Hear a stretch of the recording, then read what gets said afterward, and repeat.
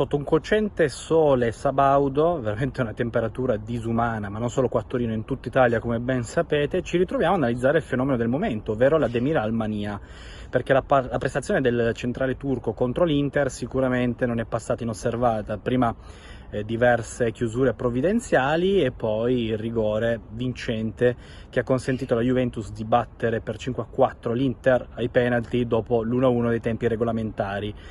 Una performance che non fa sostanzialmente notizia per chi ha avuto modo di seguire Demiral a Sassuolo.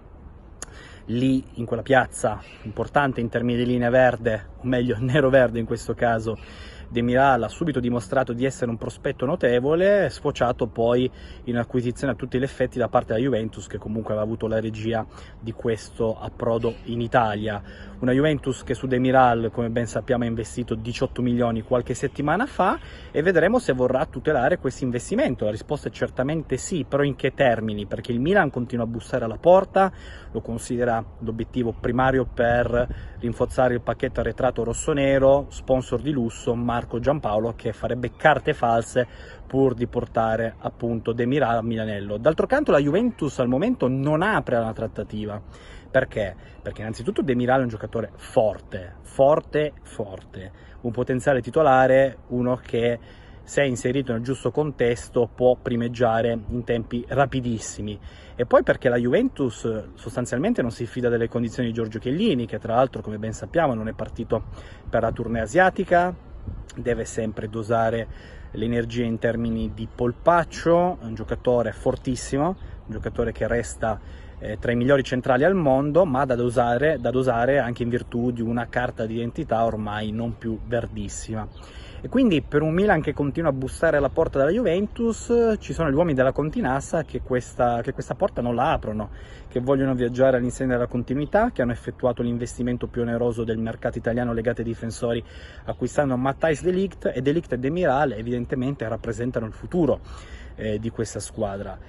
Se cessioni dovranno essere effettuate, e sicuramente ormai siamo in questa fase del mercato per la Juventus, privarsi di Demiral comporterebbe un grosso azzardo. Poi è chiaro che le dinamiche del mercato sono infinite, è chiaro che tutti i giocatori hanno un prezzo, nessuno escluso, però in questo momento Demiral raffigura il nuovo che avanza e raffigura un prospetto su cui lavorare in maniera certosina. De Zerbi ha già fatto il suo, e affidarsi a un altro maestro come Sarri potrebbe rappresentare la carta giusta per poi diventare a tutti gli effetti, in chiave ovviamente progettuale, un top. Io onestamente avevo visto alcune partite di Demiral nella seconda parte di stagione al Sassuolo, perché tra l'altro lui è arrivato in Italia a gennaio e subito l'impatto mi era sembrato dei migliori, perché parliamo di un giocatore tempestivo, buon senso della posizione, piedi educati, ma soprattutto grandissima personalità. Andate a vedere l'esultanza di Demiral al pareggio di ieri di Ronaldo, e anche andate a vedere l'esultanza di Demiral al rigore trasformato su Padelli. Ecco, là c'è tutta l'essenza di uno che è arrivato alla Juve con la volontà di restarci e soprattutto con la volontà di affermarsi. Quindi vedremo se la Juventus continuerà a portare avanti questa sua linea, ovvero Demiral non si vende. Io ovviamente vi racconterò attimo per attimo quella che dovrebbe rappresentare una permanenza logica, ma sicuramente un fronte da monitorare, in quanto sappiamo, dicevamo prima, tutto può cambiare rapidamente in questo mondo calcistico. Se vi è piaciuto questo video mettete like, iscrivetevi al mio canale ragazzi, e soprattutto bevete tanta acqua perché fa davvero un caldo incredibile. Un abbraccio.